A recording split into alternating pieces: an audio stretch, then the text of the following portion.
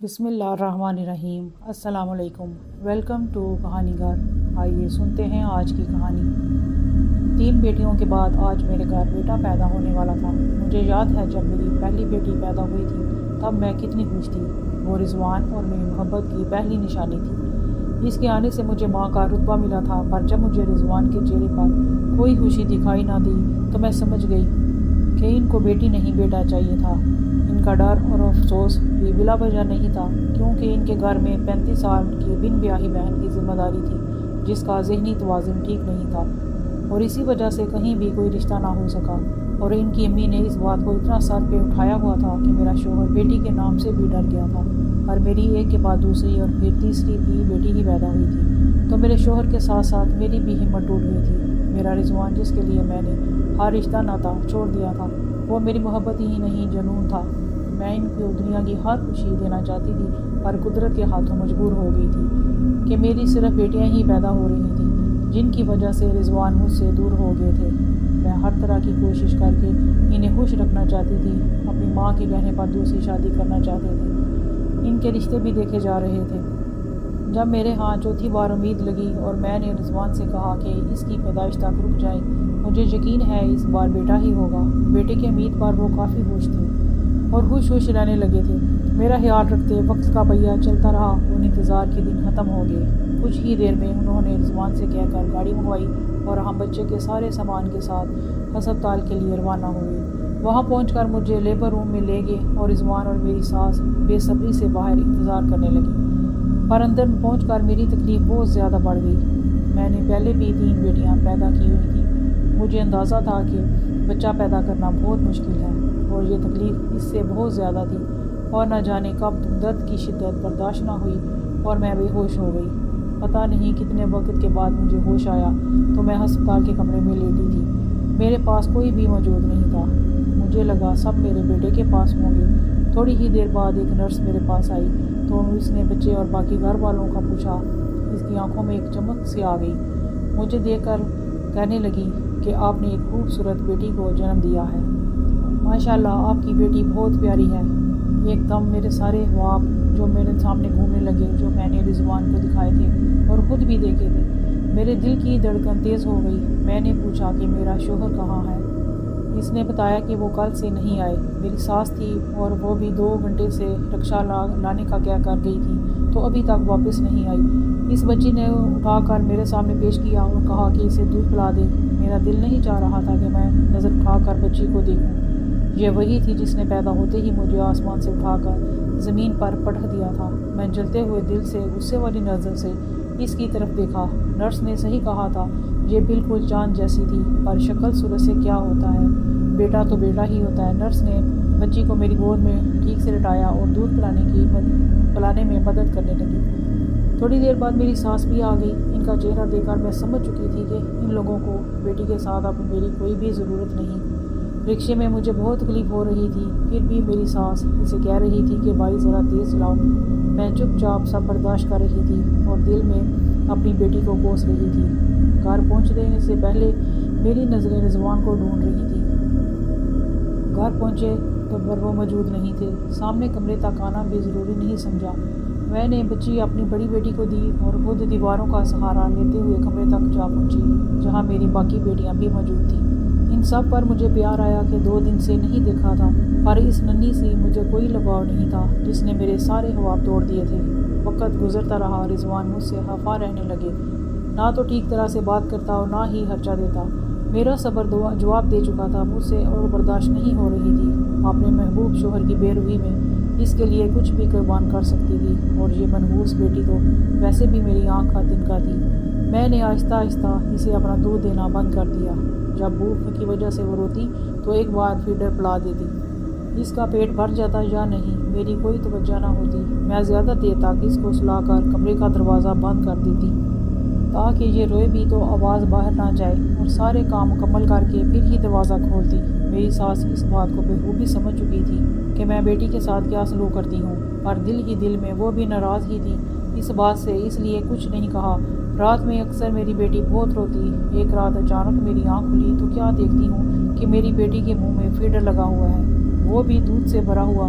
میں پریشان ہو گئی اور یہ کس نے کر دیا ہوگا؟ یہ بہت سوچا، میری پگلی نند دے گئی ہوگی یا بہن نے دے دیا ہوگا۔ پھر ایسا روز روز ہی ہونے لگا۔ رات میں جب بھی کبھی میری آنکھ کھلتی تو اس کا دودھ ہمیشہ اس کے پاس موجود ہوتا۔ اب اس نے رات میں رونا بالکل ہی چھوڑ دیا تھا۔ اب نہ میری نیند خراب ہوتی اور نہ میں اس پر توجہ دیتی کہ اس نے دودھ پیا ہوگا کہ نہیں۔ پر ایک بات عجیب تھی، میری بیٹی کی صحت اتنی اچھی ہو گئی تھی، وہ دن بدن موٹی ہوتی جا رہی تھی۔ گول مٹول ہونے کی وجہ سے بہت ہی خوبصورت دکھنے لگی۔ اس کی آواز سن کر پگلی پھپھو یا بہنیں کبھی بات کرنے چلی آتی، پر میں اسے کمرے سے باہر کبھی نہیں لاتی تھی۔ نہ ہی کبھی باپ یا دادی نے کہا کہ بچی کو باہر لاؤ۔ ایک دن میں کام میں اتنی مصروف ہو گئی کہ رضوان کے مہمان آئے ہوئے تھے۔ سارا دن کمرے میں جانا ہی نہیں ہوا۔ شام کو اتنی تھک چکی تھی، کمرے میں پہنچ کر اس پر سرسری سی نظر ڈالی۔ میری بیٹی دیکھنے میں بھوکی بالکل نہیں لگ رہی تھی۔ میں بھی آتے ہی سو گئی۔ رات کے 12 بجے میری آنکھ خود ہی کھلی تو مجھے خیال آیا وہ کھیلتے کھیلتے نہ جانے کب سو گئی تھی۔ اس کا جھولا کمرے کی کھڑکی کے ساتھ ہی رکھا ہوا تھا اور اس وقت کھڑکی بھی کھلی ہوئی تھی۔ میں جھٹ سے اٹھی اور اس کے پاس جا کر دیکھا تو عجیب ہی منظر تھا۔ وہ بہت پیارے سے کمبل میں لپٹی سو رہی تھی۔ دودھ کا آدھا فیڈر بنا اس کے پاس پڑا ہوا تھا، جس کو شاید اس نے آدھا پی کر ختم کیا تھا۔ میں نے چھو کر دیکھا، کمبل کافی مہنگا لگ رہا تھا، پر یہ کس نے لا کر میری بیٹی پر اگایا ہوگا؟ یہ نہیں سمجھ آ رہا تھا۔ کیا رضوان کو ترس آ گیا ہے اس پر؟ میں بہت سوچا پر کوئی نتیجہ نہیں نکال پائی۔ پھر کھڑکی اور دروازے بند کیے اور سو گئی۔ صبح رضوان پر میری نظر تھی کہ کہیں یہی دونوں بیٹی کے پاس جا کر خیال نہیں رکھ رہے، پر سارا دن ایسا کچھ محسوس نہیں ہوا۔ اس کی دادی سے بھی ویسے بھی کوئی امید ہی نہیں تھی، اس لیے میری پریشانی بڑھنے لگی۔ مجھے نہیں پتا تھا کہ اس سے بھی بڑا جھٹکا تو مجھے اب لگنے والا ہے۔ دوپہر میں اسے فیڈر دینے گئی تو کیا دیکھتی ہوں، اس نے بہت ہی پیارا فراک پہنا ہوا ہے، آنکھوں میں سرما بھرا پڑا ہے اور ماتھے پر نظر کا ٹیکا لگائے وہ جھولے میں کھیل رہی ہے۔ پاس پڑے کھلونے سے میری بیٹی بہت خوش ہو رہی تھی۔ اب مجھے تھوڑا ڈر بھی لگنے لگا تھا کہ آخر یہ کیا ماجرا ہے۔ میں سارا دن نظر رکھتی، کوئی بھی کمرے کی طرف نہیں آتا، تو یہ آخر ہو کیا رہا ہے؟ میں نے اس بات کو چھپا لیا اور بیٹی کو فیڈر پکڑا کر باہر آ گئی۔ پریشانی سے میرا برا حال ہو رہا تھا۔ ساس سے پوچھا تو میں نے کہا کہہ دیا کہ طبیعت کچھ خراب ہے۔ باقی سارا دن گھر کے ایک کونے میں بیٹھی سوچتی رہی۔ میری ایک بیٹی کی عادت تھی کہ اسکول سے آتی تو پہلے بہن کے پاس جا کر اسے دیکھتی، بات کرتی، پھر جلدی آ کر کھانا مانگتی۔ آج وہ جیسے ہی بہن کے پاس گئی تو اس کے جھولے سے وہ کھلونا اٹھا کر باہر لے آئی۔ اس کے باہر آتے ہی اس کے دادی کی نظر کھلونے پر گئی اور دیکھتے ہی اس نے بچی کے ہاتھ سے وہ چھین لیا تو اس کی آنکھیں پھٹی کی پھٹی رہ گئیں۔ کبھی وہ کھلونا دیکھتی اور کبھی وہ دیوار کے ساتھ اس کو رگڑتی۔ میں بغور اسے دیکھ رہی تھی، فوراً اس کی طرف بھاگ کے آئی اور کہنے لگی، بہو تیری بیٹی یہ کھلونا کہاں سے لے کر آئی ہے؟ میں سب جانتے ہوئے بھی انجان بن رہی تھی اور پتہ نہیں کہہ کر بس دیکھتی رہی۔ ساس بولی، اگر میری بوڑھی نظر دھوکہ نہیں دے رہی تو یہ پکا سونے کا لگ رہا ہے۔ میں جھٹکے سے اٹھی اور کھلونا ساس کے ہاتھ سے لے کر دیکھنے لگی۔ وہ ایسے دکھتا تھا جیسے سونے کا ہو۔ میں یہ سوچ بھی نہیں سکتی تھی۔ اتنے میں ساس اندر گئی اور چادر لے کر آئی اور کھلونا مجھ سے لے کر چادر کے کونے میں باندھا اور بغل میں چھپا کر کہیں باہر چلی گئی۔ اور میں بیٹھی سوچ بچار کرنے لگی کہ آخر یہ سب کیا ہو رہا ہے؟ میری بیٹی کے پاس ایسی چیزیں کہاں سے آ جاتی ہیں؟ ابھی تک تو مجھے خود بھی کچھ پتہ نہیں تھا۔ میری بیٹی ہمیشہ کی طرح کھیلنے میں ایسے ہی مصروف تھی، جیسے کوئی اسے خوب ہنسا کر کھلا رہا ہو۔ فیڈر دیکھا تو جیسے میں رک گئی ویسے ہی بھرا پڑا تھا۔ مجھے بہت غصہ آیا کہ اس نے کل سے دودھ نہیں پیا، پھر بھی چپ ہے اور اوپر سے اب ساس بھی تماشا بنائے گی۔ میں خود پر قابو نہ کر سکی اور بچی کو یہ کہہ کر کہ تو میرے لیے بہت بڑی آزمائش لائی ہے، ایک چماڑ اس کو دے ماری۔ پہلے وہ شدید روئی، پھر خود ہی چپ ہو گئی۔ اتنے میں ساس واپس آئی اور مجھے کلائی سے کھینچتی ہوئی کونے میں لے گئی اور بتایا کہ گلی میں جو سنار کی دکان ہے وہاں سے کھلونے کا ایک گھنگرو دکھا کر آئی ہوں، یہ تو سونے کا ہے۔ ہمارے تو بارے نیارے ہو گئے ہیں۔ یہ سنتے ہی میرے تو دل و دماغ اور جسم سب سن ہو چکے تھے۔ میں بس بت بنی سنتی رہی، کوئی جواب نہ دے سکی۔ بس ساس سے اتنا کہہ پائی کہ ماں آپ کو اللہ کا واسطہ رضوان کو کچھ مت بتانا، وہ کہے گا کہ بچی چوریاں کرتی ہیں، ورنہ اتنا سونا کہاں سے آئے گا؟ کیونکہ یہ کھلونا ننھی کے پاس سے ملا تھا، یہ صرف میں ہی جانتی تھی۔ ساس بھی اس بات کو مذاق مان گئی اور شرط رکھی کہ آدھا سونا وہ رکھے گی، آدھا مجھے دے گی۔ میں جو پہلے ہی اتنی ڈری ہوئی تھی، ان کی شرط مان لی اور سونا آدھا آدھا کر لیا۔ ساس نے اپنا حصہ اپنی پاگل بیٹی کی شادی کے لیے چھپا لیا اور میرا حصہ سنار کے پاس بیچ کر مجھے پیسے لا کر دیے جو کوئی 4.5 لاکھ روپے تھے۔ میں نے اتنی بڑی رقم زندگی میں پہلی بار دیکھی تھی۔ پیسے لیتے ہوئے میرے ہاتھ کانپ رہے تھے، پھر بھی پیسوں کی خوشی تو تھی۔ میں نے پیسے لے کر صندوق میں رکھے اور صندوق اپنی چارپائی کے نیچے چھپا کے رکھا۔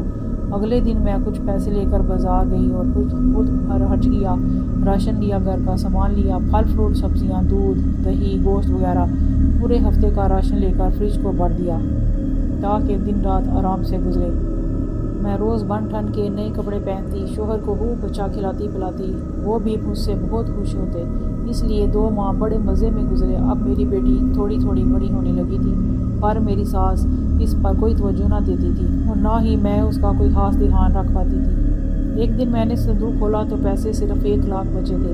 مجھے فکر ہوئی کہ یہ بھی خرچ ہو جائیں گے تو کیا کریں گے۔ پھر میں نے شوہر کو 1 لاکھ روپیہ دے کر کہہ دیا کہ آپ کوئی اچھا سا کاروبار شروع کر لو، یہ میں نے آپ کے کاروبار کے لیے قرضے پر پیسے لیے ہیں۔ وہ بہت خوش ہوا اور بہت محنت کرنے لگا، جس میں برکت بھی ہونے لگی اور حالات کچھ بہتر ہوئے۔ اور اس کی اب بھی بیٹے کی خواہش بہت تھی، کبھی کبھار پیار سے مناتا کہ دوسری شادی کے لیے اجازت دے دو، پر میں نہ مانتی۔ دل میں ڈر بھی ہوتا کہ مرد ذات ہے، کبھی شادی کر کے آ گیا تو میں کیا بگاڑ لوں گی۔ پھر اسی بیٹی پر غصہ کرتی کہ منوس پیدا ہو گئی ہے، نہیں تو بیٹا ہوتا۔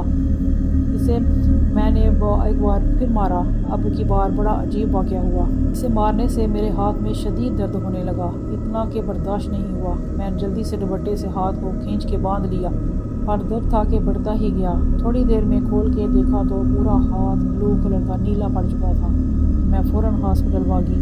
کوئی پوچھتا تو شرمندگی سے کہتی کہ بھاری چیز کے نیچے دب گیا تھا، جس کی وجہ سے سوج کا نیلا ہو گیا ہے، پر حقیقت میں سمجھ چکی تھی میری بیٹی کے ساتھ کوئی ایسی طاقت تھی جو عام نہیں تھی۔ کئی روز تک علاج چلتا رہا۔ شوہر کے 50,000 لاگے جو بڑی مشکل سے جمع ہوئے تھے، پھر جا کر میں ٹھیک ہوئی۔ اب مجھے اس سے ڈر لگتا تھا۔ میں بہت کم اس کے پاس جاتی، اس کے کپڑے خود بہت چینج ہو جاتے، مگر میری آنکھوں نے ایسا ہوتا کبھی نہیں دیکھا تھا۔ جب بھی میں باہر ہوتی واپس آتی تو اس کی ہر چیز بدلی ہوتی، اور میں نے کسی کو کبھی نہیں بتایا۔ سب سمجھتے کہ میں بہت اچھی ماں ہوں۔ میری ساس اکثر بچی کو خود سے دے کر کہتی کہ یہ بھی پھپھو پر گئی ہے۔ یوں ہی وقت کا پہیہ چند تیزی سے چلتا رہا۔ میری بیٹی بڑی ہوئی اور ننھی 8 سال کی عمر تک پہنچ گئی۔ اس کا نام بہنوں نے ہریشا رکھا تھا۔ وہ میری بیٹیوں سے بہت زیادہ ہی پیاری اور ہونہار تھی۔ اس عمر میں گھر کے کافی کام کر لیتی، پر میرے دل میں کبھی اس کے لیے جگہ نہ بن سکی۔ اب بھی بیٹے کی کمی بہت محسوس ہوتی۔ بچی بڑیاں ہو گئی تھیں، کاش ان کے ساتھ ہر جگہ بھائی ہوتا۔ اس عرصے میں میرے شوہر نے دوسری شادی کر لی اور اس کے 2 بیٹے ہو گئے تھے۔ ان کے ساتھ شوہر بھی اسی کا ہو کر رہ گیا۔ میری محبت کی شادی تھی اور میں محبت سے محروم ہو گئی، جس کی وجہ یہی بیٹی تھی۔ دیکھتے ہی دیکھتے وہ 12 سال کی ہو گئی۔ سارا گھر اس نے اپنے ذمہ لے رکھا تھا، ہر کام بہت خوبی سے کر لیتی۔ پلک جھپکتے میں وہ سارا کام کر بیٹھتی، اتنی برکت کی چھوٹی سی ہانڈی چڑھاتی، پورے گھر کو کھلاتی، پرندوں جانوروں تک کا خیال رکھتی، چھت پر کھانا پانی ڈالنے جاتی تو کئی پہر وہیں رہتی، باتیں کرتی رہتی، ہنستی رہتی، سارا دن کھلکھلاتی پھرتی، بہنوں سے بہت پیار کرتی تھی۔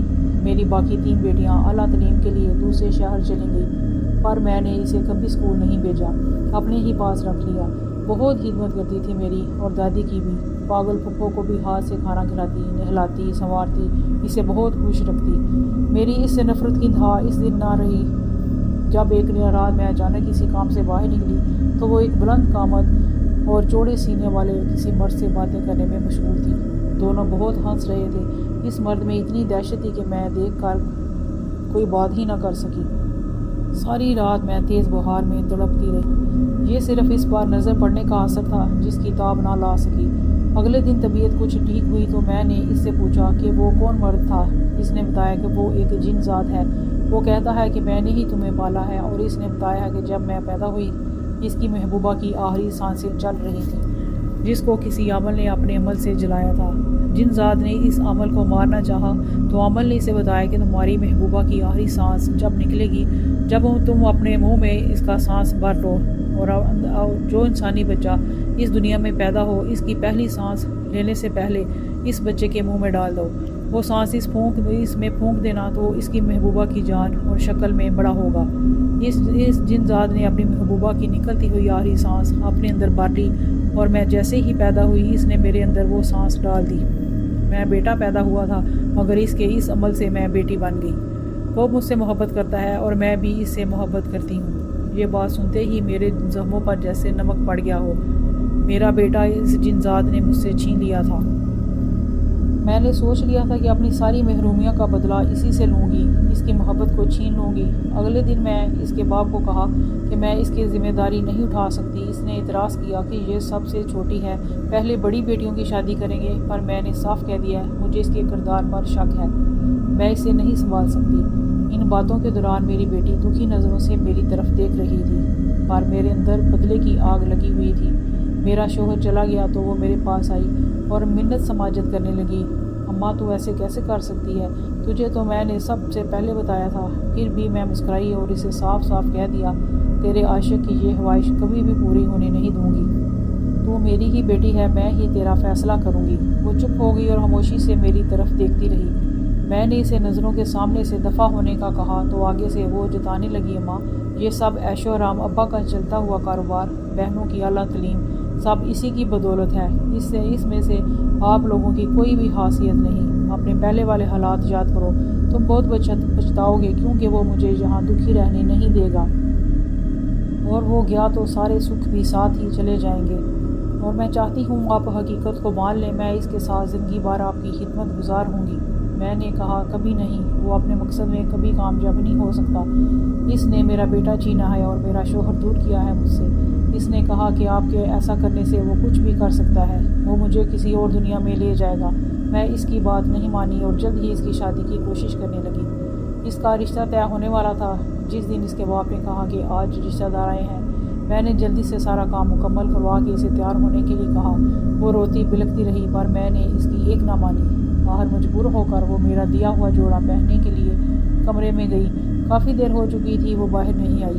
میں نے دروازہ بچایا تو دروازہ نہ کھلا۔ تب میں نے دھکا دے کر کنڈی توڑی۔ عجیب بات یہ تھی کہ دروازہ اندر سے بند تھا، کوئی کھڑکی روشن دان بھی نہیں تھا، پھر بھی وہ اندر موجود نہ تھی۔ میں سمجھ گئی کہ وہ میری بیٹی کو لے گیا ہے اور وہ چلی گئی ہے اور میرے ہاتھ میں کچھ بھی نہیں رہا۔ میں حقیقت کو ہمیشہ کی طرح چھپاتی ہی رہی۔ میں نے کسی کو نہیں بتایا کہ اس نے مجھے کیا کیا بتایا تھا، بس سب گھر والوں کو اتنا کہا کہ وہ ایک لڑکے کے ساتھ بھاگ گئی ہے۔ اس کے جانے کے بعد حالات ایسے بدلے کہ ہم آسمان سے گر کر زمین پر پہنچ گئے۔ نہ تو میری بیٹیوں کی پڑھائی مکمل ہو سکی اور نہ شوہر کا کاروبار آگے چلا۔ ہم سب ایک دوسرے سے لڑتے جھگڑتے رہتے، میری کسی کی کوئی پرواہ نہیں رہی، بس وہی تھی جو میری خدمت گزار بیٹی تھی۔ آج میں بہت روتی ہوں اور دعائیں کرتی ہوں کہ میری بیٹی واپس آ جائے۔ اس کا کوئی پتہ نہیں، خدا کے لیے آپ بھی میری بیٹی کے لیے دعا کریں، وہ جہاں بھی ہے واپس آ جائے، اور جیسے کہے گی میں ویسے ہی کروں گی، اور خدا کے لیے وہ واپس آ جائے، کیونکہ اس گھر میں ساری رونق اسی سے تھی۔ اگر آپ کو ہماری آج کی کہانی اچھی لگی ہے تو پلیز سبسکرائب کیجیے اور شیئر کیجیے۔